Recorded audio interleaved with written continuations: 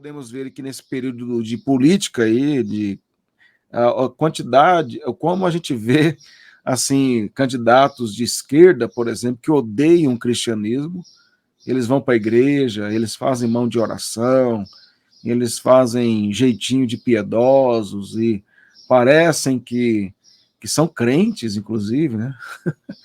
Eles vão só nesse período e eles conseguem vestir uma máscara religiosa para enganar os eleitores tolos.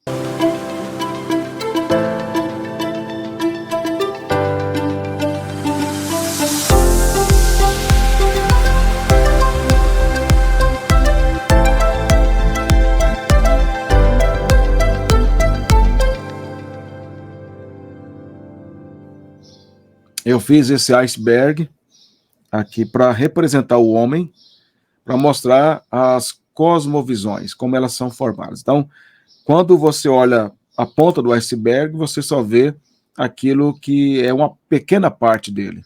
A parte maior está na profundeza do oceano. E aí você tem na ponta do iceberg, você tem relacionamentos. Você pode observar os relacionamentos das pessoas. E isso é perceptível para qualquer um de nós. Você pode observar as escolhas morais que as pessoas fazem, e algumas são bem evidentes, né, e revelam muito do seu caráter. Você pode, escolhas morais e éticas, você pode olhar a religiosidade dessas pessoas, se elas são religiosas ou se elas são ateístas, o que elas creem, elas demonstram isso na escrita, na fala, no comportamento, nas declarações, nas confissões delas. Então, isso tudo são coisas que você pode perceber, comportamentos que estão, coisas externas, que aí é onde a psicologia consegue observar, a psiquiatria, as terapias, são coisas externas do comportamento, alguns efeitos do cérebro, né? Então, se aí a psicologia acha que, por entender alguns aspectos do cérebro, ela consegue entender quem você é, a psiquiatria também vai entrar um pouco nisso aí, e é o máximo que essas ciências conseguem entender, e é apenas a parte exterior, mas a parte exterior pode ser uma máscara para aquilo que é de fato realidade, que é a cosmovisão. Na medida que a gente vai aprofundando dentro do ser do homem, você vai encontrar o quê? Que existem pressupostos que estão mais lá escondidos, que regem religiosidade ou não, que regem escolhas morais ou não, que regem relacionamentos e assim por diante, pensamentos que estão no coração do homem e que, por vezes, não são manifestados em ações, a vontade pecaminosa, desejos pecaminosos ou desejos bons também, né, dependendo do grau de santidade. Sentimentos e emoções, aquilo que traz prazer, que traz satisfação, as emoções que podem ser boas ou ruins, e elas podem ser mascaradas e não serem manifestadas ali no exterior, e as crenças e as convicções e fundamentos dessas crenças, que é mais profundo ainda, que é a base da cosmovisão. Então, a cosmovisão ela vem emergindo de baixo para cima, até que ela se manifesta de alguma maneira no exterior. Nós podemos ver que nesse período de política aí, a quantidade, como a gente vê assim candidatos de esquerda, por exemplo, que odeiam o cristianismo, eles vão para a igreja, eles fazem mão de oração, eles fazem jeitinho de piedosos e parecem que são crentes, inclusive, né? Eles vão só nesse período e eles conseguem vestir uma máscara religiosa para enganar os eleitores tolos. Por quê? Eles conseguem mascarar aquilo que está no coração, os pensamentos, a vontade, os sentimentos, as emoções, as crenças, as convicções que eles têm, como se isso, como se eles fossem de fato movidos pela vontade de servir a Deus e de envolver-se com o conhecimento de Deus e adoração a Deus.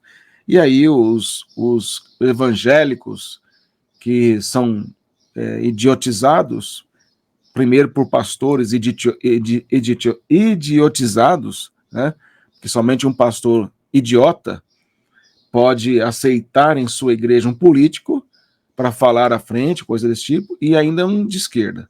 Então aí ele vai idiotizar os seus membros para enganar e para tirar algum proveito das coisas. Então, na verdade, é um show de horrores. Mas o que está por trás são as convicções do coração, são os sentimentos e os pensamentos. E aí os pressupostos são formados por implicações internas, como sentimentos, emoções, pensamentos, o que tem valor e sentido na sua vida, e tudo isso emerge a partir do seu alicerce existencial, que pode ser o seu ego escravizado ou o ego regenerado pela graça. Então depende muito de quem é essa pessoa aqui. É um ímpio ou é um crente piedoso? Se ele é um crente piedoso, ele vai lutar contra os seus pensamentos, pressupostos, vontade, sentimento, emoções e crenças erradas que a Bíblia mostra. Agora a questão é, a ciência ou áreas que se dizem científicas podem entrar tem instrumento suficiente para entrar nessa profundeza da natureza humana. Por exemplo, a psicologia tem ferramentas capazes de entrar no mais profundo do ser do homem e transformá-lo de baixo para cima. Por exemplo, a psicologia pode chegar até ali na formação de alguns pressupostos. Ela pode até conseguir convencer a pessoa que alguns dos seus pressupostos estão errados, e essa pessoa pode mudar suas escolhas ali, pode mudar um pouco os seus relacionamentos.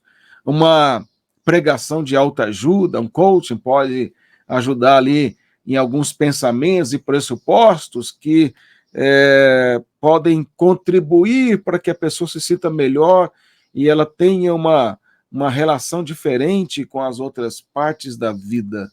Mas não existe qualquer possibilidade de a psicologia, da filosofia, da ciência, da psiquiatria, dos coaching, qualquer um desses não tem instrumento suficiente para entrar no mais profundo do coração do homem e mudar as suas crenças fundamentais, mudar as suas convicções mais profundas. Por quê? Porque no oceano da alma não existe instrumento formado pelo homem capaz de aguentar as pressões oceânicas da alma. Somente a palavra de Deus, que é a espada do Espírito, que pode penetrar juntas e medulas, alma e espírito, e que pode entrar no mais profundo do nosso ser e transformar. É justamente este papel do Espírito Santo de aplicar a sua palavra e regenerar o homem, ou seja, essa transformação vem de baixo para cima, é que vai mudando a sua mentalidade, vai mudando a sua mente, o seu entendimento, vai transformando a sua vontade, a sua emoção, a sua forma de enxergar as coisas, porque esta palavra, ela transforma as bases do coração do homem, as convicções, as crenças, e isso vai transformando todo o restante, vai subindo e vai transformando as suas escolhas morais, vai transformando os seus relacionamentos, vai transformando a sua ética, vai transformando tudo que o envolve os outros. Por quê? Porque somente o Espírito Santo pode fazer isso por meio da sua palavra.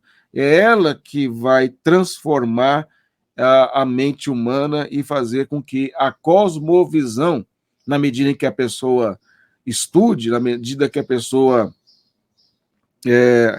comece a entender a palavra de Deus, ela vai compreendendo cada vez mais essas verdades, cada vez mais ela vai aprendendo mais e mais dessa palavra, mais e mais ela vai entendendo o que é correto e o que não é. Então, as ciências humanas, elas podem avaliar o comportamento humano, elas tentam interpretar a realidade, mas elas não conseguem aprofundar além da ponta do iceberg. Ali chega só um pouquinho, dá uma mergulhadinha e volta porque já acabou o ar e não tem como continuar. Quando nós pensamos nessa questão do ímpio, o ímpio, conforme a Escritura, ele é governado pelo mundo, pelo diabo e pela sua natureza escravizada. Em Efésios 2, de 1 a 3, Paulo disse que nós estávamos mortos em nossos delitos e pecados, e nós éramos escravos do mundo, nós andávamos conforme o mundo, nós andávamos conforme o diabo, principais e potestades, e nós andávamos conforme a nossa natureza caída, afetada pelo pecado. E éramos, por natureza, filhos da ira, Paulo diz lá. Agora, Paulo também diz lá em Romanos, capítulo 6, que nós que éramos escravos do pecado, agora só fomos feitos servos de justiça. Paulo também fala que em Romanos 12, que nós devemos nosso culto agradável ao Senhor, apresentarmos o nosso corpo como sacrifício vivo e agradável a Ele, e não ser transformados pelo mundo, mas transformar pela renovação do nosso entendimento, ou seja, há uma mudança de toda a nossa natureza, há uma mudança no que diz respeito ao nosso corpo, ao uso desse corpo, à nossa mente, ao nosso coração, e uma visão de mundo completamente diferente daquela que nós tínhamos antes de conhecer o Senhor. O crente, ao contrário do ímpio, tem como fundamento Cristo Jesus. O apóstolo Paulo fala isso na carta aos Colossenses, quando ele fala lá que nós devemos estar radicados, edificados e confirmados na fé em Cristo Jesus, Colossenses 2, versos 6 e 7. Sem contar que lá no Salmo 139, o salmista fala que o Senhor nos sonda e nos conhece. Não há nada em nós que ele não saiba. Tudo que somos, ele sabe, antes mesmo que sequer nós saibamos a nosso respeito.